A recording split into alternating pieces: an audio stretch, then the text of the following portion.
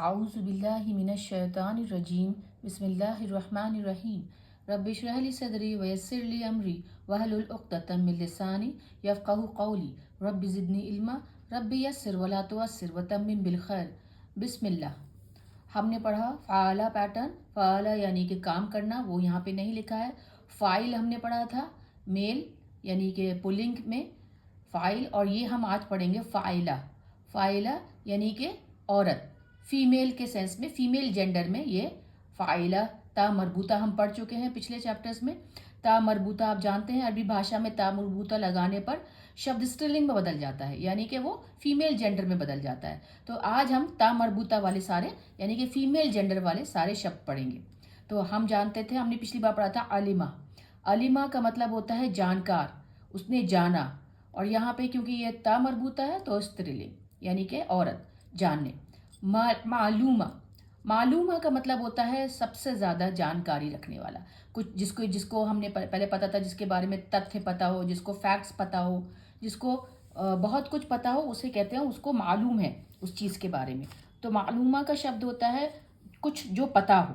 ठीक है, ये फीमेल की तरफ इशारा करने वाली चीज़ है क्योंकि इसमें ता मरबूता है। ठीक है, और अलीमा, अलीमा अलीम के पैटर्न पे है, और क्योंकि ता मरबूता है तो ये औरत है। और अलीमा जो जानकार हो, बहुत जानने वाली हो, बहुत जानने, जिसको जिसको सब कुछ पता हो। हमने पिछली बार अलीम को काफ़ी डिस्कस कर लिया था। अब शब्द आया हामिदा। हामिदा क्या होता है? हामिदा होता है जो तारीफ करने लायक, वो तारीफ करने लायक था या थी, यहाँ पे तो थी है क्योंकि ता मरबूता है, तारीफ करने लायक। महमूदा, महमूदा है एक औरत जो तारीफ के काबिल हो, बहुत तारीफ के काबिल हो। और हमीदा क्योंकि ये फ़ाइल पैटर्न पे है, ये एक परमानेंट क्वालिटी दिखाता है, यानी कि स्थाई ट्रेट, स्थाई खासियत जो हमेशा रहने वाली हो। तो हमीदा वो क्वालिटी है उस औरत में जो कि हमेशा तारीफ के काबिल हो, उसमें कुछ ऐसी खासियत है जिसकी वजह से वो हमेशा तारीफ के काबिल रहती है, हमेशा परमानेंट क्वालिटी है इसमें। हाफिज़ा है, हाफिज़ा क्या होता है? जो कि सेफ हो, महफूज हो। अब हाफिज़ तो होता है, अब आजकल तो जो पुराने अक्सर जो ये शब्द यूज़ होता है वो हाफिज़ कुरान के लिए इस्तेमाल होता है, यानी कि उनके दिल में जो है कुरान हिफाजत से महफूज है, सुरक्षित है। तो हाफिज़, हाफिज़ा वो महफूज थी, महफूज था, महफूज थी क्योंकि ता मरबूता है और हम फीमेल पढ़ रहे हैं। और महफूजा, महफूजा क्या हुआ? जो चीज़, कोई चीज़ जो हिफाजत से रखी हो। और कौन सी चीज़ हिफाजत से है? सबसे हिफाजत से अल्लाह ने उसकी हिफाजत का जिम्मा भी लिया है, हमारा कुरान पाक। तो महफूज है, बहुत ही सुरक्षित रखी गई कोई चीज़, वो चीज़ जो हाफिज तरीके से, जो बहुत हिफाजत से रखी गई हो, जो बहुत सुरक्षित रखी गई हो। और हफीज़ा, हफीज़ा वो औरत होती है जो कि हमेशा चौकस रहती है, जिसके जो हमेशा हिफाजत में रहती है, जो हमेशा, जो मतलब हमेशा सुरक्षित रहती है ना, पहरे पर रहे। उसका मतलब यहाँ के, यहाँ पे जो हफीज़ा का मतलब है, ये हाफिज़ा से थोड़ा गहरा हो जाता है, थोड़ा तेज़ हो जाता है। अब आप समझ रहे हैं, क्योंकि ये फ़ईल पैटर्न पे है जो हमने पिछले चैप्टर में पढ़ा था, पिछले पार्ट में पढ़ा था। और उसका मतलब ये होता है कि ऐसी क्वालिटी, ऐसी खासियत, ऐसा स्थायी ट्रेट जो उस व्यक्ति में, उस शख्स में हमेशा के लिए होता हो। अब ये तो थी, हमने कहा कि ये औरतें हैं, ये औरत में, ये सीधा सीधा एक औरतों की तरफ, स्त्रीलिंग की तरफ इशारा करती हैं ये सारी की सारी खूबियाँ, ये सारी की सारी खासियत। कुछ ऐसे शब्द भी होते हैं जो कि फ़ाइला पैटर्न पे बिल्कुल सही फिट बैठते हैं और अच्छे से उस पर फ़ाइला पे निर्भर कर जाते हैं ता मरबूता के साथ, लेकिन वो स्त्रीलिंग, जानदार चीज़ को, चीज़ की तरफ इशारा नहीं करते, वो जानदार नहीं होती, जैविक नहीं होते, लेकिन बस उनको हम छू नहीं सकते, उनको देख नहीं सकते, लेकिन वो फ़ईला पैटर्न पे ज़रूर जाते हैं। हम पिछली बार भी पढ़ चुके थे जब हमने पुलिंग, मेल जेंडर के बारे में पढ़ा था। सगीरा, सगीर क्वालिटी हमने पढ़ी थी, छोटा हो, तुच्छ हो, जिसे कोई जानता नहीं हो। सगीरा वो औरत जो जानकर, जिसको कोई भी नहीं जानता हो, जो जिसके अंदर कोई अच्छी खासियत नहीं हो, छोटी हो। छोटी, अब छोटे या कद काठी में मैं फिर से कहना चाहूँगी, ये कद काठी में छोटे वाली बात नहीं है, ये आपकी क्वालिटीज़ में है, ये आपकी खासियतों में सगीरा। तो यहाँ पे सगीरा जो आता है, अगर हम क्वालिटी की बात करें तो ये सगीरा छोटे गुनाह के तौर पे भी इस्तेमाल किया जाता है। सगीरा गुनाह, छोटे गुनाह, है ना, जिनको अल्लाह माफ़ कर सकते हैं। हम उस पर तवज्जो दें, अपने छोटे छोटे गुनाहों पे जो हम दिन भर में करते हैं, अगर उन पर तवज्जो दें, उनकी माफ़ी मांगें सच्चे दिल से और उनको दोबारा न करने की कोशिश करें और मेहनत करें उस पर, तो सगीरा गुनाह इंशाअल्लाह माफ़ हो सकते हैं। कुछ होते हैं कबीरा गुनाह।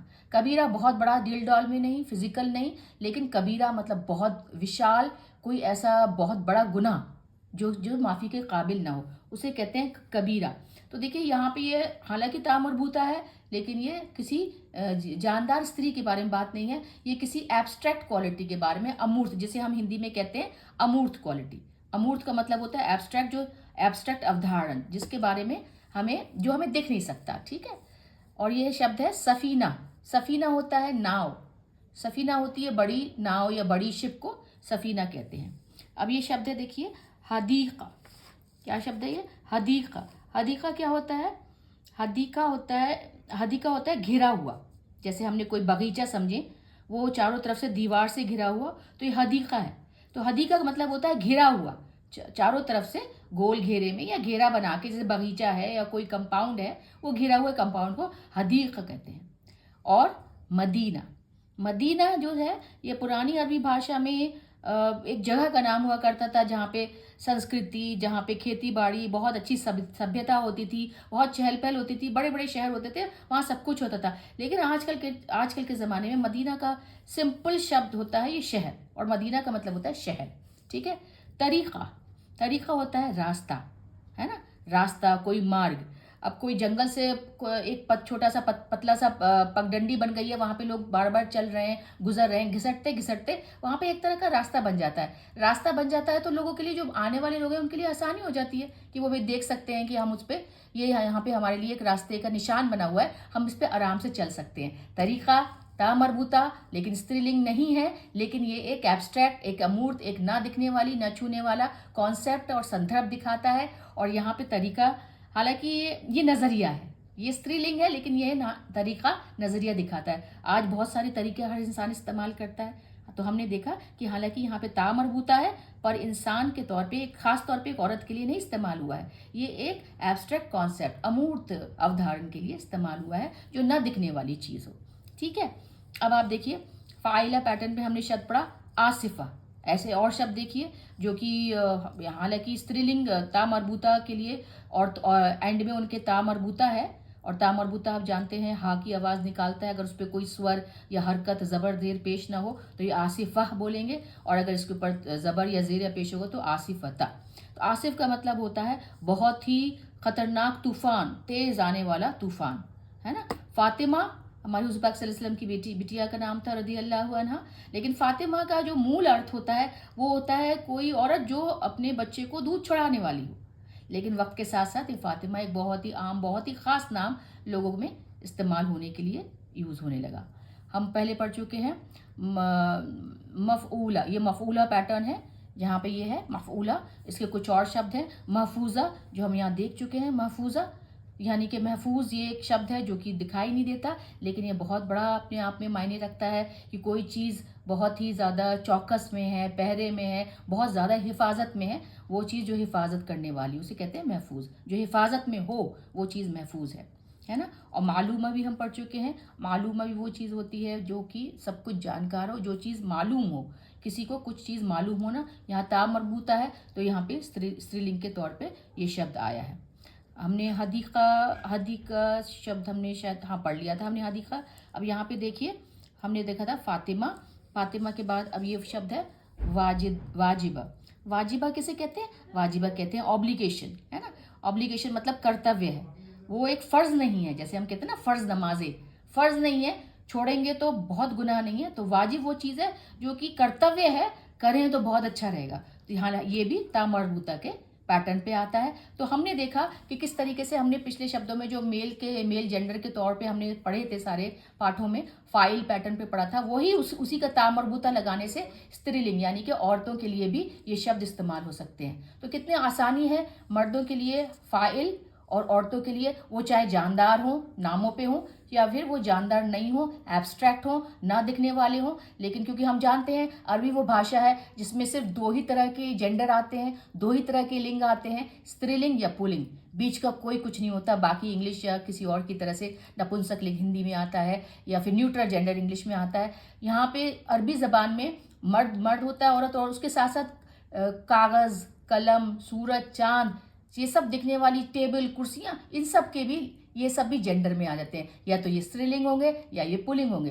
तो ये आसानी भी है एक तरह से। आगे चल के हम इसके बारे में इंशाअल्लाह पढ़ेंगे। अल्हम्दुलिल्लाह वस्सलातु वस्सलामु अला सय्यदना मुहम्मद रसूल।